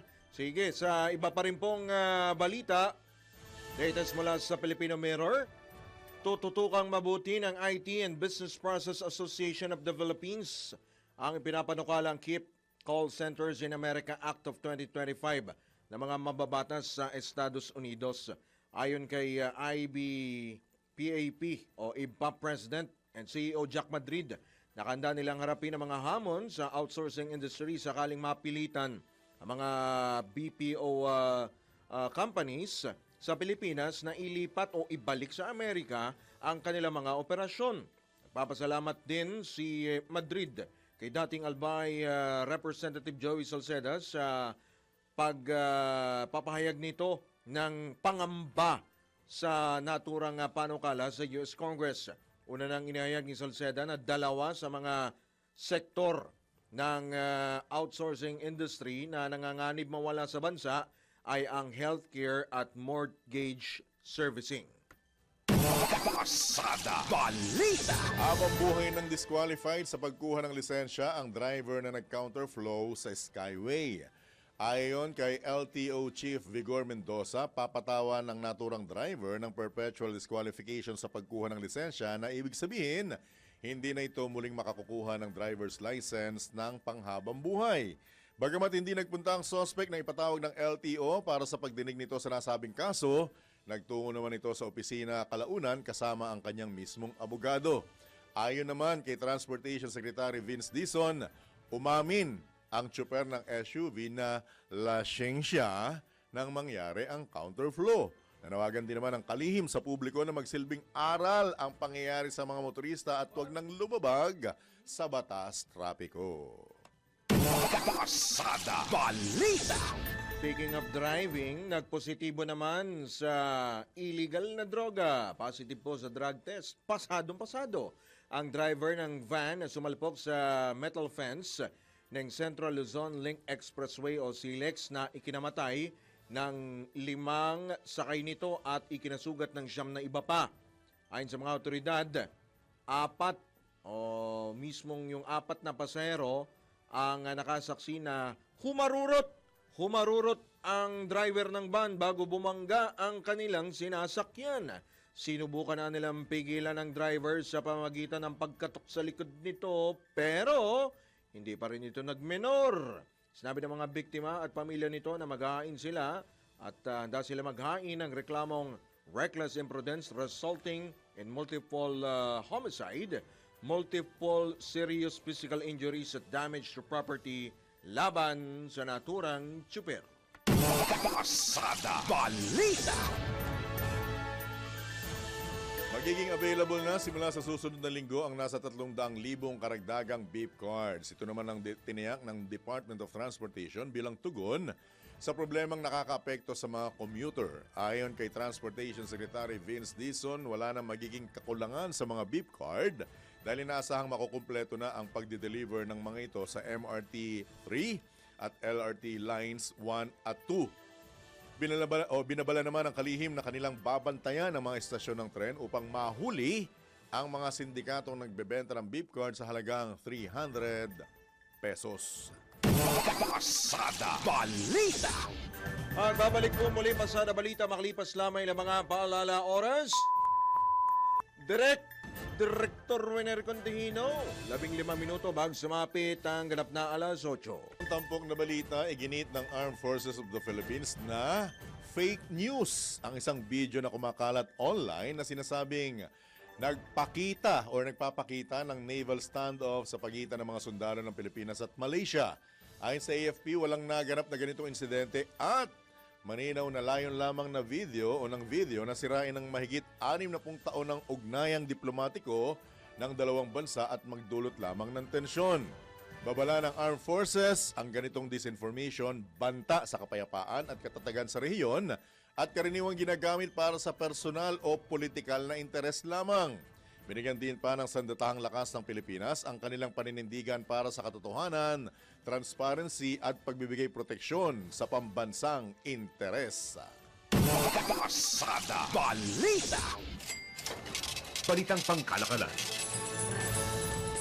Aabot na sa mahigit 19 trillion pesos ang kabuang utang ng pamahalaan sa taong 2026. Batay sa datos ng Department of Budget and Management, katumbas ito ng halos 10% inaasahang paglobo ng national debt na aabot sa 17.36 trillion pesos sa katapusan ng taon. Aminado si Budget Secretary Amena Pangandaman na lumolobo ang utang ng Pilipinas dahil sa malaking halaga na hiniram nito noong pandemya at ang interes na kasama nito. Samantala may posibilidad na bahagyang tumaas ang debt to GDP ratio mula 61.3% sa katapusan ng taon patungo sa 61.8% sa katapusan ng 2026 bago ito bahagyang bumaba sa 60.3% sa katapusan ng 2028. Inihayag naman ni Budget Assistant Secretary Romeo Balangkit na ang mabagal na paggalaw ng debt to ratio o debt to GDP ratio ay dahil sa mabagal ding paglago ng ekonomiya at ang epekto ng mga taripang ipinataw ng Amerika sa mga ine-export na produkto ng Pilipinas. Pasada Balita. Mga balitang dapat alam mo kahit sa labas ng bansa. DWIZ Balita sa ibang bansa. Pinaha ang ilang bahagi ng Seoul sa South Korea matapos ang walang humpay na pag-ulan. Naitala ang mahigit 200 milimetro ng ulan ang bumuhos sa nasabing lungsod, pati na rin ang mga karating lugar na Gimpo, Goyang at Incheon. Ayon sa lokal na otoridad, napilitang lumikas ang nasa 50 katao matapos bahain ang kanilang mga tahanan, habang isa naman ang napaulat na nawawala sa lungsod ng Gimpo dahil pa rin sa pag-ulan. Bilang pag-iingat, isinara ang mga riverside park at hiking trail sa kabisera ng South Korea at inaasahang magpapatuloy pa ang buhos ng ulan doon sa mga susunod na araw. Pasada Balita. Sa mundo ng palakasan, ang latest malalaman sa DWIZ Sports News. Ito sa mga nanood po, mga nag-abang, medyo... ba't gumaganyan ka? Luhaan na naman. Luhaan na naman. Pero at least naging safe naman. Oy, dikit ha? Dikit. Hindi, teka lang, bago natin i-preempt yung dikit na score na yan, at least hindi sila nagsapakan. Diba? Hindi basketball. Hindi basketball. In fairness. In fairness, naging maayos po yung laban. Akala nga natin. Dikit ha? Sige, eto. Pakinggan natin yung Pakinggan natin po ang dikit na score. Gilas Pilipinas, laglag. Laglag na sa 2025 FIBA Asia Cup Sports. Iyan ang update mula kay Ian Articona. Good morning, Boss John at Boss Drew! Narito na ang latest sports update. Tuluyan ng nalaglag ang Gilas Pilipinas sa 2025 FIBA Asia Cup matapos silang talunin ng Australia sa quarterfinals sa final score na 84-60. Pinanguna ni Kevin Kembao ang Gilas at nagtala ng 17 points at 4 rebounds. Habang sinabayan naman ito ni Dwight Ramos, Justin Brownlee at AJ Edu. Ngunit kinapos pa rin ang Gilas sa scoreboard. Samantala, player of the game si Owen Stephen Foxwell ng Australia at nagtala ng 15 points, 4 rebounds at 3 assist. Habang nakapagtala rin ng 15 points si Jaylin Galloway. Ang Australia ang unang team na papasok sa semifinals ng naturang torneo. At yan ang sports balita. Ako si Ian Articona, nagbabalita ang tama, naglilingkod na ang tama. Pasada Balita. Dikit nga. Balitang pangkalusugan. Dikit. Dikit. Dikit na dikit, di ba? Dikit sa exit eh. Ito ang sa akin lang ha. Ako'y believe sa ating bansa sa pagsusumikap na talagang itaguyod yung ating pwesto sa basketball. Pero para sa akin, siguro it's high time na tanggapin natin na meron pa tayong ibang sports na nag-excel tayo. Actually. Doon tayo mag-focus. Ngayon, umuusbong yung tennis, di ba? Yung ating mga boksingero, yung track and field natin, yung iba pang mga sports events, yung gymnastics, na hindi kailangan ng height. Nasaan na ba yung bowling? Diba? Nasaan na ba? Alin? Bowling. Yung bowling nawala rin, di ba? Yun yung mga sport na pwede tayong mag-excel at matuloy tayong mag-excel kasi hindi kailangan ng height. Tanggapin na natin. Ewan ko, marami magagalit sa akin. Ako, mahal ko basketball. Hanggang ngayon niya, hanggang sa nagka-injury ako ulit, basketball ako. Baka sabihan ka, diba? bilog ang bola. Oo, bilog talaga ang bola. Kaya lang iba pa rin yung height is might pagdating sa basketball. Totoo naman yun. Advantage talaga yung height pagdating sa basketball. At tapos sila, nag-evolve sila eh. Tayo parang nag-stagnant tayo sa development natin sa basketball. Mangilan-ngilan ang I-develop natin yung iba pang sports. Tutukan, bigyan ng suporta. Di ba? Parang itong health news natin. Yan. Di ba? At alam niyo ba, na bukod sa sangkap sa pagluluto, ibang klase segue may health benefit din na taglay ang oregano. Nagbibigay ng iba't ibang vitamins and minerals sa katawan ng oregano, kabilang na ang fiber, protein, vitamin K, manganese at iron. Ayon sa ilang pag-aaral, mataas ang oregano sa antioxidants na maaaring makatulong sa paglaban ng bakterya at virus. Ginagamit din ang oregano bilang home remedy para sa mga simpleng sipon at ubo. Bagamat maraming pwedeng itulong sa atin ang oregano, maaari na rin itong maging sanhi ng pananakit ng tiyan kapag sobra ang gamit sa pagluluto at pag-inom. Ay, may dagdag ko lang yung oregano. Ginamit ko yan. Ginagamit namin yan para pampatanggal ng ubo, sipon, Di ba sinabi ko? plema. At yung plema nga na yan, talagang solid pag inilabas. Pasintabi po. Pasintabi po sa mga nag-aalmusal. Effective ho yan. Yung, tapos, ano yun mo pa? Ang maganda nga niya, pagkatapos mong mawala yung ubod sibol, mapapasigaw ka. Mhm. Oregano! Hey! Pasada Balita. Ito na ang latest, bagong-bago, fresh na fresh.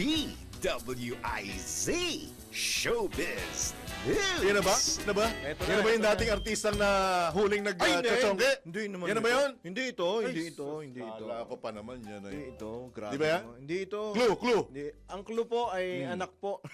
Easy. Anak. Hindi tayo showbiz authority. Ito, iba po to. Iba po ito. Pero babae. Babae ito. Naispata na magkatabi sa isang family picture sina Atasha Mulak at ang anak ni San Miguel Corporation President at CEO Ramon Ang na si Jacob. Sa naturang family photo ng mga Mulak, hindi lang ang magulang ni Atasha na sina Aga at Charlene ang may sweet pose. Dahil mistulang nakayakap si Jacob sa likod ng dalaga. Sa isang interview sa telebisyon, itinanggi ng nakatatandang Ang na nililigawan ng kanyang anak ang unika iha ni Aga at Charlene. Pero hindi ito kinatigan ng mga netizens. Ay, matatandang nabalita si Ramon Ang matapos siyang alukin ang gobyerno na ayusin ang mga flood control project sa Metro Manila, kaya't naisingit na po ng mga showbiz chikadora ang issue. Pasada Balita. Nandyan ka na naman. Tinutokso-tokso ang aking puso. Abangan nyo na lang kasi. Abangan nyo na lang. Sino? Yung kung ano yung susunod na kabanata. Kumanta lang naman ako. Wala namang clue dun. Nandyan ka na naman. Sige na, magbasa ka Ating na. good news, inanunsyo ng Department of Transportation na magkakaroon na ng hiwalay na beep card. Ang mga estudyante sa mga linya ng Metro Rail Transit at LRT simula Setyembre. Ayon sa DOTR, automatic nang may 50% discount ang mga naturang beep cards. Mayroon din anilang nakalaan na beep cards para sa mga senior citizen at PWD. Dagdag pa ng DOTR, maaari nang magpunta sa mga estasyon ng nasabing tren ang mga estudyante sa susunod na buwan at ipakita ang kanilang mga ID. Oh, yeah. Alright, dyan po tayo pansamadal po nagpapaalam. Ngayon pong araw na ito ng Webes. Salamat nga po pala sa ating mga nakasama po dito sa impilan at sa mga sumubaybay at mga tumutok po sa telebisyon, radyo, maging sa social media. Hindi na namin po kayo papangalanan. Alam nyo na kung sino po kayo. Sa mga nagtatanong naman po kung sino po. Teka na, baka ano ba yung kinakanta mo? Nandyan ka na naman. Paalam ka na. Grabe naman kayo. Nagkaroon na. Paalam ka na. Pero dito baka ma-eject tayo. Magkaiba. Ma-eject na tayo. O siya, sige. Sa ngalan po ng buong tropa ng DWIZ at Aliw Channel 23, kami po ang inyong mga naging tagapaghatid balita, Drew Nasino. Johnny Bañez. Nagbabalita ng tama. Naglilingkod ng Standby lamang po. Susunod na, nandyan na po sila. Walang iba. Nandyan na, tumatakbo na, karambola. Oras. Ganap na pong alas 8 na ng morning. Happy weekend!